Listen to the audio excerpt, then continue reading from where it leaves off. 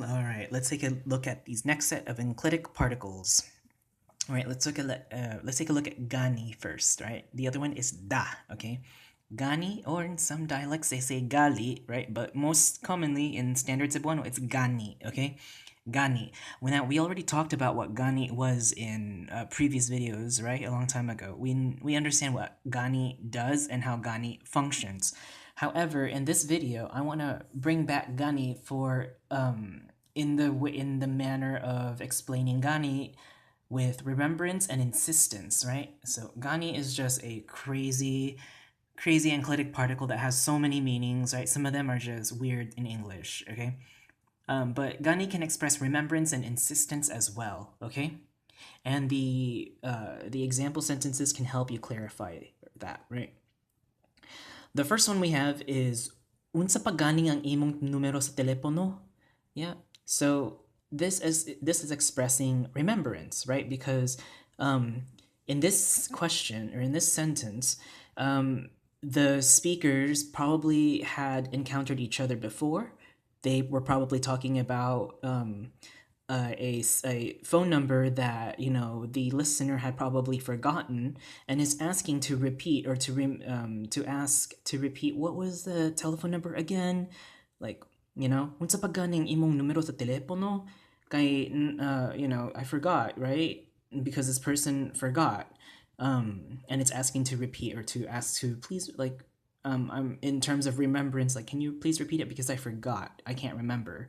But the important thing is remembrance, meaning that this incident had already happened. Like the speaker and the listener had both known that the information was already relayed. It's just that after that initial information relay, the listener forgot or the speaker forgot, right? And they want to use gani to bring about remembrance, right?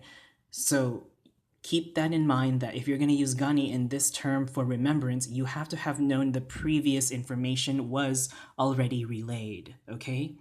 Because it's not going to make sense if you're just going to say unsa pa gani imong numero sa telepono, like, and then you never had that conversation before where the telephone number was already put out there, right? So it's weird. But in this case, remembrance, okay? What was your telephone number again, right? The next one we have, what ni mo na hinumdum si Pasita katong gani nga katabang nato sa una, right? So what ni mo na hinumdum si Pasita katong gani nga katabang nato sa una. You don't remember Pasita, our helper from before, katabang nato sa una, our helper from before or a while back, right? You don't remember her? Katong gani, that helper that we had, gani, right? And this is again in terms of remembrance.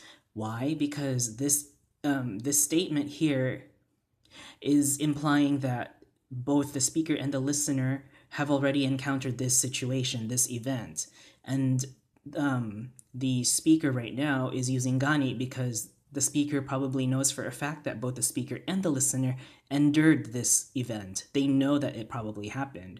It's just that the listener probably forgot who it was. So that's why gani is used. Okay? I know this is going to be a little tough, but that's why it's in a higher level. Okay, and then the last one we have is first person says, "Huy, paghilom gani dira." Second person says, "Oo gani," right? And this is for insistence. Hey, I'm insisting that you shut up there, right? Stop talking and be quiet. Shut up, shut up there. Shut up, damn it.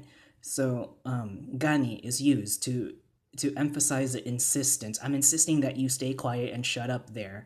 And then this person's like, "Oh, gani. Okay, yeah, gani." Okay? So it's asserting insistence for that matter. And that's how gani can also function. Now, this next one is one of my favorites. It's da, right? Da, right?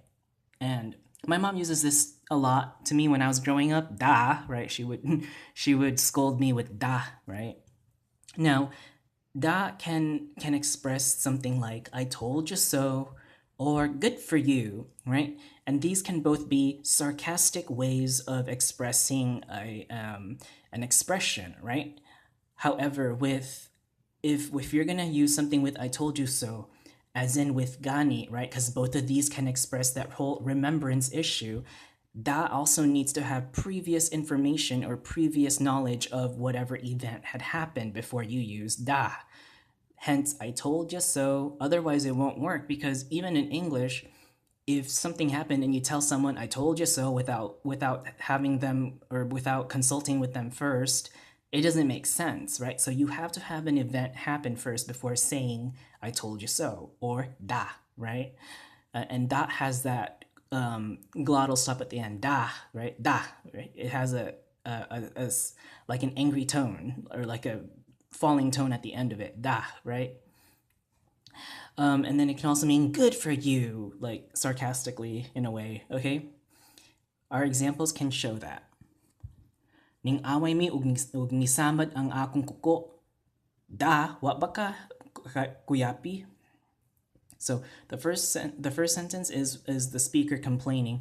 Hoy, ning away mi ug nisamad ang akong kuko. Hey, we fought and I injured my nail. And then the listener says, "Da, wa ba kay kuyapi?" Hey, yeah, I told you so. What's wrong with you? Right? "What ba kay kuyapi" is a colloquial term, or saying like, "Hey, what the hell's wrong with you, man? Like, come on, I told you so, man. I told you. Come on, I told you so. What's wrong with you? I already told you." So, "Da, wa ba ka kuyapi?" I told you so. What's wrong with you? So it has that kind of connotation, okay? Da.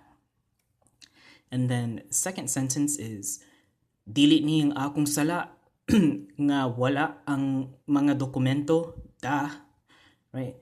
"Dili ni ang akong sala nga wala ang mga dokumento." Da. So this person is telling the speaker, or the speaker is telling the listener, right? This person is telling the listener that, hey, it's not gonna be my fault. Dili ni ang akong sala. This isn't my fault that nga wala ang mga dokumento, that the documents aren't there. Da, right? So don't blame me, okay? So in this case, this "da" is gonna be like, "I told you so," in a way where, hey, don't blame me if the documents aren't there, because I already told you this, right? Don't blame me because I told you so, right?